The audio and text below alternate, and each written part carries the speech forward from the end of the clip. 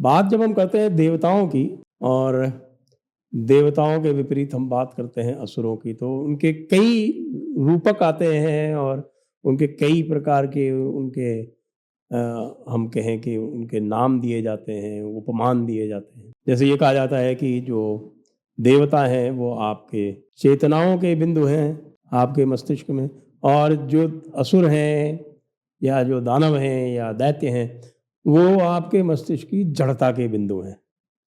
वेदों में देवताओं को किस प्रकार से देखा जाता है?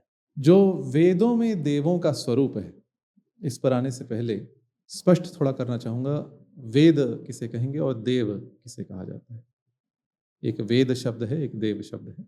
जो वेद शब्द है उसकी भी कई व्युत्पत्तियां दी जाती हैं।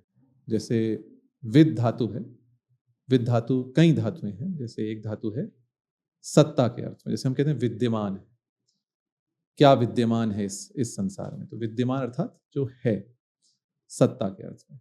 तो विद्यते नित्यम इति वेद, जो नित्य विद्यमान है वो वेद है, क्योंकि वह ज्ञान है, वह क्षणिक नहीं है।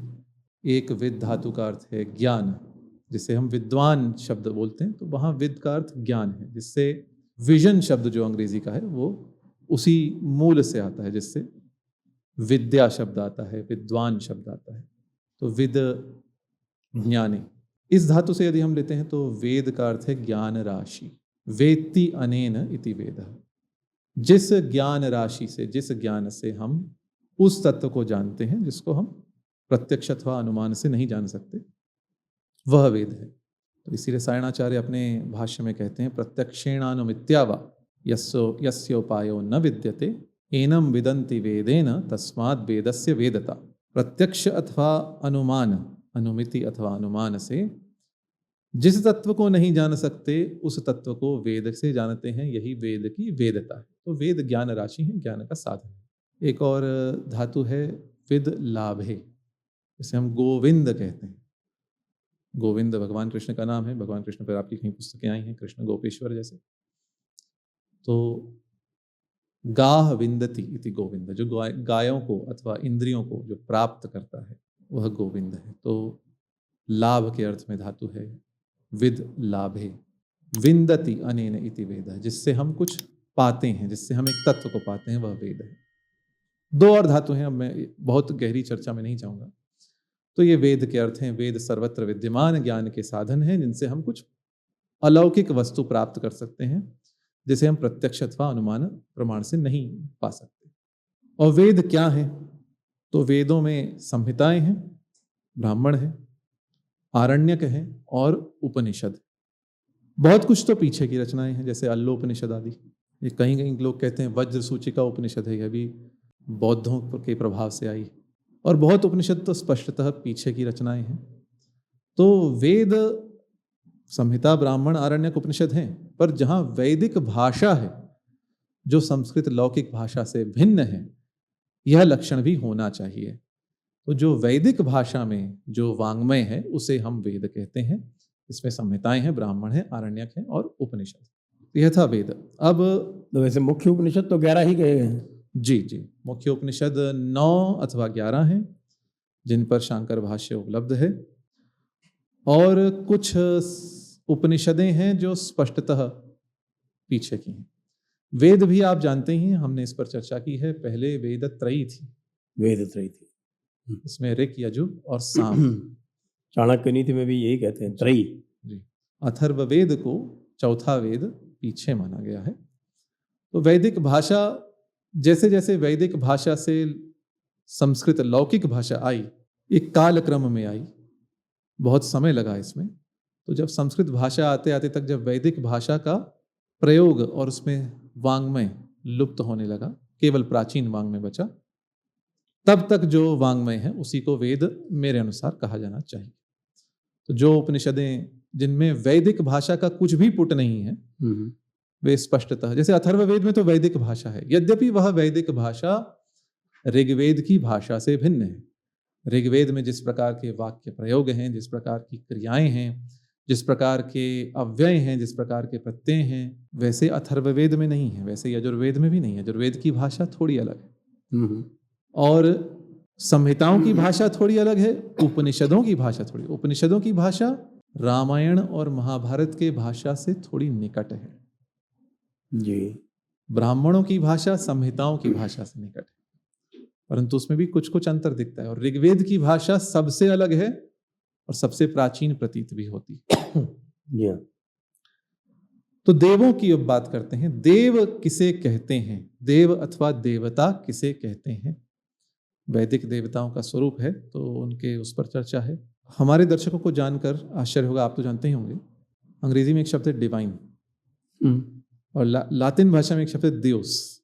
ये शब्द भी देव से संबद्ध हैं। उच्चारण में तो साम्य है ही। दियोस का लैटिन में अर्थ देव ही होता है। तो दिव धातु है एक, जिसके पाणिनि के अनुसार 10 अर्थ, समृद्ध धातु है। 10 अर्थ है। 10 अर्थ है उसके। क्या अर्थ है? दिव क्रीड़ा, विजिगीषा, व्यवहार, द्युति, स्तुति, मद, मोद, स्वप्न, कांति, गतिषु।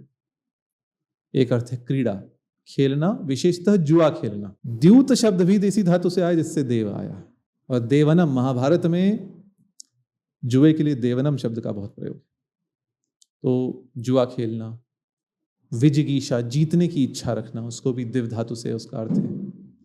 व्यवहार, व्यापार करना, और द्युति अर्थात चमकना।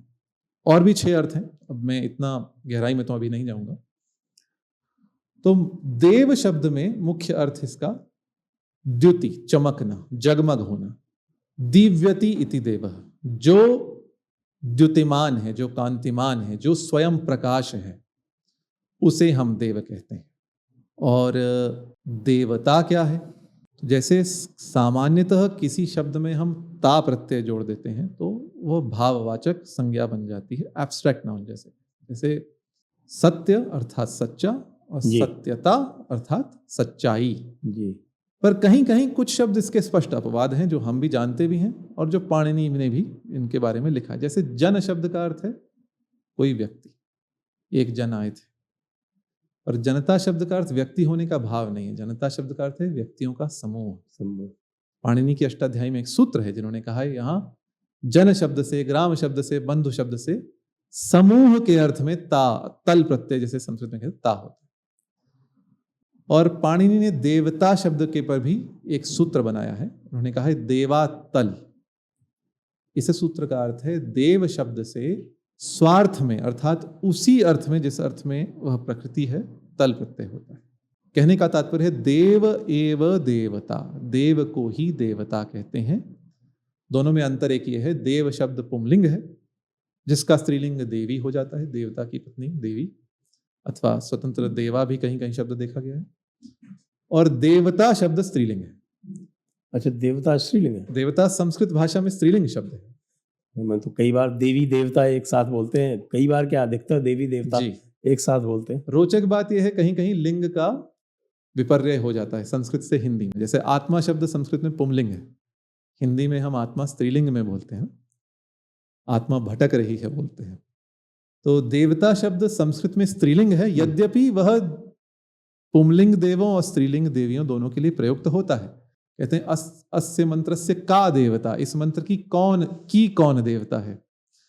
हिंदी में देवता शब्द पुंलिंग आ गया, तो देवी देवता जब हम बोलते हैं तो देवी अर्थात स्त्रीलिंग, देवता पुंलिंग। संस्कृत में देवता शब्द स्त्रीलिंग है और इसका अर्थ देव ही है। प्रत्येक मंत्र के देवता कहे गए, जैसे सर्वानुक्रमणी में कहा गया, जैसे किसी सूक्त के, किसी मंत्र के देवता होते हैं।